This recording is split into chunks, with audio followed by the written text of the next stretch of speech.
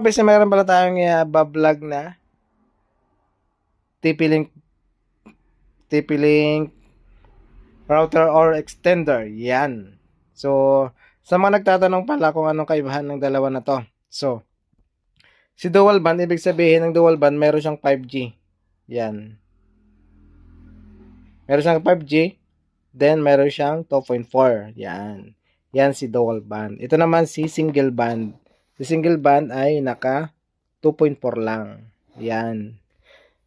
So, dito muna tayo sa ating dual band. Yan. Si dual band ay pagdating sa range, si dual band mas malawak yung range ni 2.4 kaysa 5G. Si 5G kasi pang ano yan, pang gaming. Pang gaming siya. Ito naman 2.4. Pwede rin naman games pero hindi gaanong priority ng mga gaming. Ang laging hinahanap ng mga gamers yung 5G. Malakas kasi yan sa pagmamalapit. Ito naman 2.4 yan. Malawak ang range niyan. So, yan po si comparison ng 5 ng dual band sa single band. So, sa mga gustong mag-avail pala nito, available dito sa Daraga Albay, dito sa tindahan, dito sa Kagsawa. Landmark ng Busay, Daraga Albay, yung aming store.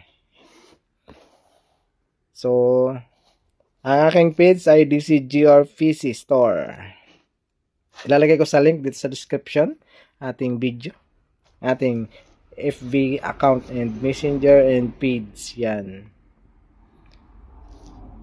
So, ito palang extender na to. Ibig sabihin nito, pwede siyang wireless, pwede siyang wire. Yan. Asan yung ano niya? Ito siya, yan. Meron siyang, pwede siyang LAN, pwede siyang wireless. So, kung alimbawa yung main router nyo ay nasa baba, tapos yung second floor, third floor, fourth floor ay mahina na internet, so gagamit kayo ng wire. Hindi magiging complete yung prepare nyong internet kasi nasa second floor kayo, nasa third floor, nasa fourth floor. So, hindi magiging stable internet nyo pagka ang pre-process nyo ay through wireless. Kasi,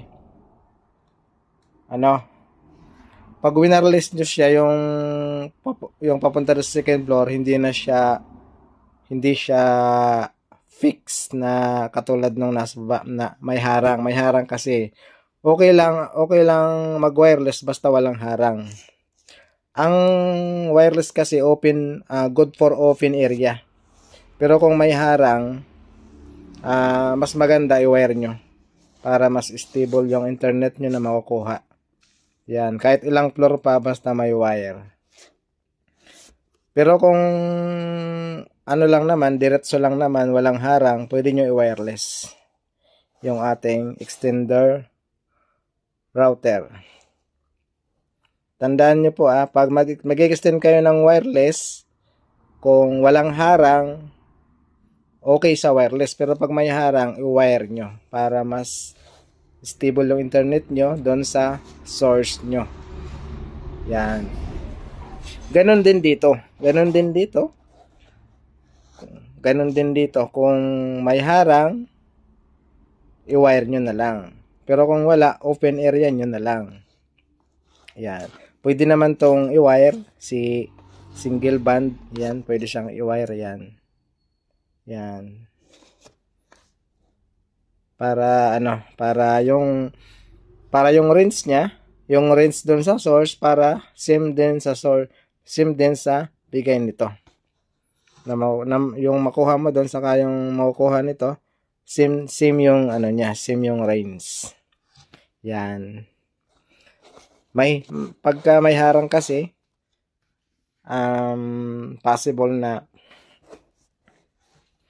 mahina yung ma-receive niya. Pag mahina ma-receive niya, ibig sabihin, mahina rin ibibigay niya sa'yo. Pag mahina na-receive niya. Yan.